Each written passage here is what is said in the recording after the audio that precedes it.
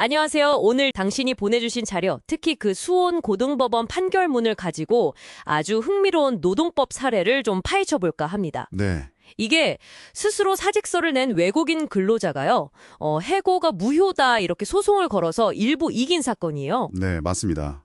좀 이례적인 면이 있죠. 그러니까요, 사직서를 썼는데 왜 해고 무효 소송을 했을까? 이 복잡한 사연 바로 한번 들어가 보시죠. 네. 이 사건은 그 H-2 비자, 그러니까 방문 취업 비자 가지신 중국 국적의 모텔 청소 근로자분하고 이제 고용주 사이의 일인데요. 뭐 근로계약서가 여러 개 나오고 사직서도 제출됐고 그런데 또 카카오톡으로 해고 통지를 받고 여러 가지가 좀 얽혀 있습니다. 사건의 시작은 2020년 12월이었죠. 월 200만 원의 숙소 제공, 뭐 이런 조건이었는데. 네.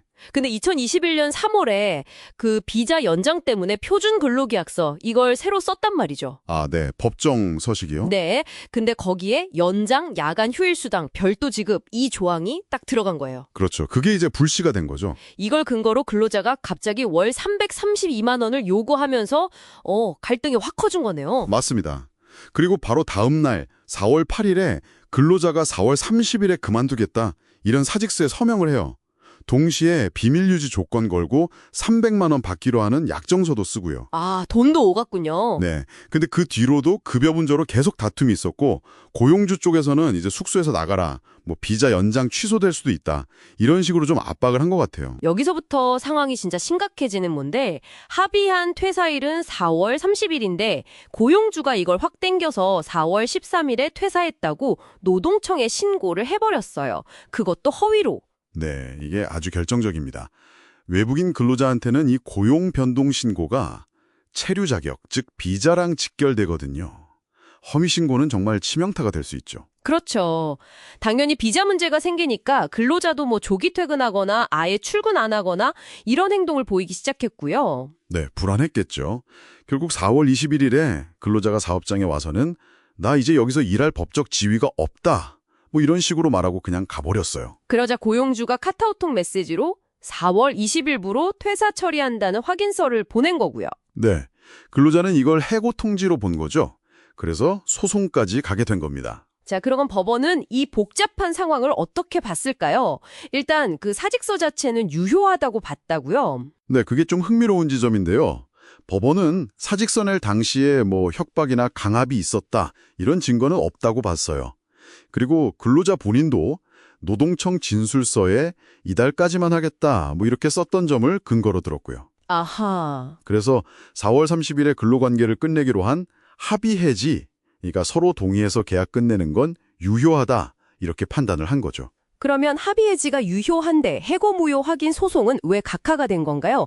해고가 아니니까. 그건 확인의 이익이 없다고 봤기 때문입니다. 좀 어려운 말인데 쉽게 말해서 어차피 4월 30일에 계약 끝나기로 합의했잖아요. 네. 그래다 설령 그 전에 있었던 4월 21일자 해고 통보가 무효라고 법원이 확인해준다고 해도 근로자 지위가 뭐 달라지는 게 아니라는 거죠. 이미 끝날 관계니까. 그래서 법적으로 따져볼 실익이 없다. 이렇게 보고 소송 요건이 안 된다고 각하한 겁니다. 아, 그렇군요.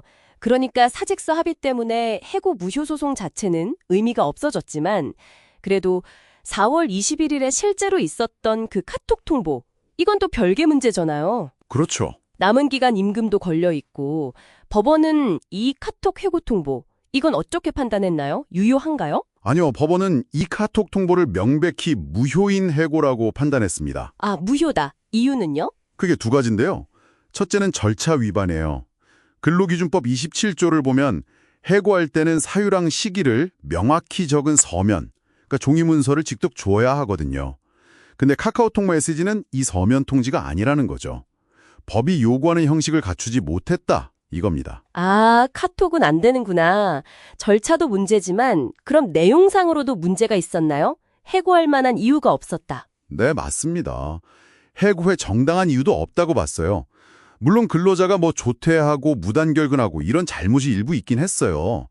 하지만 그 근본적인 원인이 고용주 측의 부당한 조치, 특히 아까 말씀드린 그 허위 고용 변동 신고, 이걸로 외국인 근로자의 체류 자격에 직접 타격을 준 것, 그리고 뭐 숙소에서 나가라고 요구한 것, 이런 데 있다고 본 거죠. 사용자의 잘못이 더 크다. 이 말이군요. 그렇죠. 사용자의 귀책 사유가 더 크다고 판단한 겁니다.